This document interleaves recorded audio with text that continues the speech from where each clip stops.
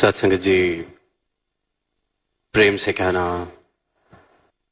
आज ये आनंद की वर्षा निरंतर हो रही है। हर एक संत प्रेम में, भक्ति के भावों में सराबोर। वहीं हमने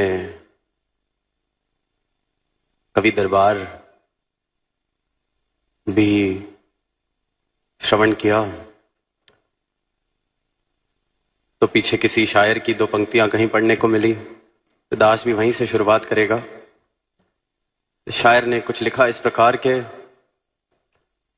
ले दे के अपने पास फकत एक नजर तो है, क्यों देखें जिंदगी को किसी की नजर से हम। अब वो जो पंक्तियां पढ़ी या जिस संदर्भ में लिखी गई, जहां आमतौर पर संसार में सुनते हैं कि क्यों दुनिया को किसी और की नजर से देखेंगे, हमारा नजरिया अपना होना चाहिए, बुद्धि का विषय अपना है, जो मेरे तजुर्बे हैं वो अपने हैं। पर जब वो पंक्तियां पढ़ी तो ख्याल आया कि ये तो सारी मानवता को सोचना चाहिए कि ले दे के अपने पास फकत एक नजर तो है, एक नजर ही तो है, क्यों देखें जिंदगी को किसी की नजर से हम। क्यों इस बात में ही सहमत हो जाते हैं कि कबीर ने देखा था, मीरा ने देखा था। क्यों इस बात पे ही सहमत हो जाते हैं, इसने कह दिया तो होगा, उसने देख लिया तो होगा। सतगुरु भी सारी मानवता को, सारी धरा को एक ही आवाज दे रहे हैं, क्यों क्यों किसी और की नजर से प्रयास कर रहा है इस सत्य को देखने का। क्यों नहीं भरोसा कि इन नजरों से, अपनी इन नजरों से तू इसे देख सकता है, जान सकता है, प्राप्त कर सकता है, देख सकता है। क्यों किसी और की गवाही से राजी है, क्यों सिर्फ इसी बात में खुश है कि शास्त्र में लिखा है, वेद में लिखा है, ग्रंथ में लिखा है। वो तो जिसने पढ़ा, जिसने पाया, उसने लिख दिया, तो फिर उसकी नजर से मैं क्यों राजी हो रहा हूं। धार्मिक हूं पर इस बात से ही क्यों राजी हूं कि क्योंकि जो हमारा धर्म है वो जिसने शुरू किया था उसने पाया था।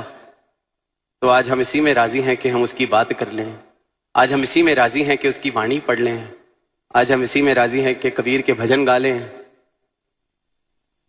और सारी ही मानवता को फिर यही एक आवाज कि क्यों देखें इस परमात्मा को किसी की नजर से, हम अपनी नजर से देखा जा सकता है, अपनी नजर से पाया जा सकता है। ये जो बाकी बातें हैं, जो संकेत हैं, वो जिसने पाया है उसने गवाही दी है, जिसने पाया है उसने अंकित किया है। वो मेरे लिए सहायक हो सकती हैं, मुझे इंस्पायर कर सकती हैं, प्रेरणा दे सकती हैं, इशारे दे सकती हैं, पर वो मेरी नजर नहीं बन सकती जब तक ये नजर प्राप्त ना कर ली जाए सतगुरु से, जब तक ये दर्शन प्राप्त ना कर लिए जाए सतगुरु से। तो जितना सामान दुनिया की नजर का मैंने इकट्ठा किया है कि फलाने ने पाया था उसकी मैं बात कर लेता हूं, फलाने ने मंथन किया था उसकी मैं बात कर लेता हूं, ये तो सारी उधार की बातें हो गई। जिसने पाया, जिसने इकट्ठा किया, आज उसकी मैं 10 किताबें कंठस्थ कर लूं, जा जाके बोल लूं, पर मेरी नजर को ना दिखता हो तो ये तो उधारी सौदा लेके चल रहा हूं, प्राप्ति नहीं। और अक्सर, अधिकतर जितना जितना दुनिया में देखते हैं, ये जो ज्ञान का अहंकार इस रूप में जीवन में आ जाता है, मैंने ये पढ़ा है, मैंने वो पढ़ा है, इस शास्त्र का मैं मास्टर हूं, इस शास्त्र का मैं बिल्कुल पीएचडी हूं, इस फिलॉसफी को मैं अच्छे से समझ गया हूं। वहां फिर वो ज्ञान अहंकार का किस प्रकार रूप ले लेता है कि बाहर ही बन जाता है। इसलिए फिर वो पंक्तियां भी हम सब ने सुनी हैं कि पढ़ पढ़ इलम हजार किताबां, आलम हो गए भारे हूं। ये जितने ज्ञानी हैं, जितने खुद को आलम समझते हैं, सब बाहर लेके ढो रहे हैं ज्ञान का। इतना देख लिया, इतना पढ़ लिया, इतना सुन लिया, पढ़ पढ़ इलम हजार किताबां, आलम हो गए भारे हूं। हर फेक इश्क दा पढ़ना जानन, बुल्ले फिरन बेचारे हूं। कि कह रहे हैं बेचारे ऐसे ही बाहर उठाए उठाए घूम रहे हैं इस ज्ञान का, इस उद्धार का, अपनी प्राप्ति नहीं। अगर अपनी प्राप्ति हो गई होती, अपनी नजर से देख लिया होता, इस इश्क का कलाम पढ़ लिया होता, इस इश्क को जीवन में जगह दे दी होती, सदगुरु की कृपा इस प्रकार हो गई होती कि ये इश्क हकीकी जीवन में आ गया, तो बात ही कुछ और थी। फिर ये भार जो उठा रखा है उद्धार का, ये ना उठाना पड़ता। अक्सर देखते हैं बात हो रही है, किसी से पूछो परमात्मा, बिल्कुल परमात्मा का जिक्र है, हमने पढ़ा है। प्राप्ति, प्राप्ति तक तो सोच ही नहीं, क्योंकि प्राप्ति हो कहां सकती है, किसने ही की है। ये तो कुछ चंद लोग आए जो वेदों शास्त्रों में लिख गए, तो वो कर गए प्राप्ति। पर फिर वही बात के ले दे के ये नजर ही तो है। अपनी नजर से देखा जा सकता है, अपने जीवन का परमात्मा अनुभव हो सकता है। परमात्मा कोई एनालिसिस, अनुमान, अंदाजा बिल्कुल भी नहीं है। परमात्मा अनुभव का विषय है, परमात्मा अनुभव करने योग्य है। और जिसने इस परमात्मा को अनुभव किया है, उसने अपना अनुभव किया है। किसी और के अनुभव को मैं गवाही की तरह नहीं इस्तेमाल कर सकता, क्योंकि किसी और का अनुभव आज मेरे साथ तालमेल खा रहा है, मेरी जीवन की परिस्थितियों के साथ तालमेल खा रहा है, तो वह अनुभव सहायक लगता है। जहां जीवन की परिस्थिति कुछ और हुई, देखते हैं अक्सर कबीरदास जी की बात करते हैं, जिस दिन तो बात मेल खा रही है तो गवाही दे दी, किसी भी पुरातन संत की बात की गवाही दे दी। जिस दिन बात तालमेल नहीं खाती तो मैं कह देता हूं वो समा कुछ और था। तब कहां इतनी टेंशनें थी, तब कहां इतना माया का प्रकोप था, तो मैं छोड़ देता हूं क्योंकि मेरा अनुभव नहीं है। तो मैं कह देता हूं कि कहां कबीरदास जी को झंझट था EMI का, कहां कबीरदास जी को कोई झंझट था सोशल मीडिया का, तब कहां कोई ऐसी भाग दौड़ थी। तब मैं फिर बच जाता हूं क्योंकि मेरा अनुभव नहीं है। तो उधार का जो ये समान है, दुनिया में शायद फिर उधार के समान से घर चल जाते हो, पर ये जो अध्यात्म है ये निज घर है। यहां ये नकदी सौदा करना है, अपनी नजर अपने अनुभव से प्राप्त करना है। वरना तो फिर प्राप्ति अगर होगी तो फिर वो ज्ञान से आने वाले अहंकार की पढ़ पढ़ इलम हजार किताबां वाली बात। ऐसे ही एक कहानी भी याद आ रही है कि एक गांव में 2 गुरुकुल, 2 मठ थे। जिस भी आसपास के गांव से किसी को भी अगर आध्यात्मिक शिक्षा प्राप्त करनी हो तो उन दोनों मठों में से जो गुरु थे उनके पास कोई ना कोई चला जाता था। अब क्योंकि 2 मठ थे तो आपस में प्रतिस्पर्धा भी बन जाती है कि इस गुरुकुल के बच्चे ज्यादा सियाणे, इस गुरुकुल का गुरु ज्यादा बड़ा गुरु। तो अब दोनों के जो सबसे कुशल स्टूडेंट्स, डिसाइपल्स, शिष्य थे, उनसे बड़ी उम्मीदें दोनों गुरुओं को।